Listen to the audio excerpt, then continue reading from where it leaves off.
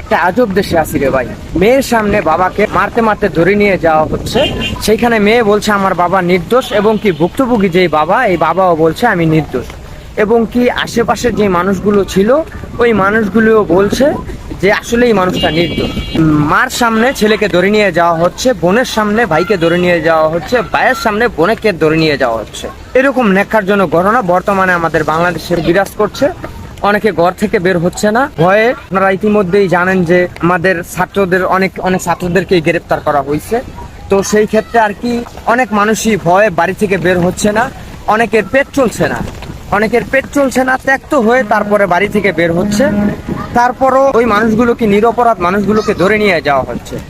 এখন কোর্টে যেই আইনজীবীরা আছে, আপনারা সকলেই জানেন যে কোর্টে কিছু আইনজীবী থাকে। ওই আইনজীবীরাও বলছে আমরা ভাত খাবার সুযোগ পাচ্ছি না।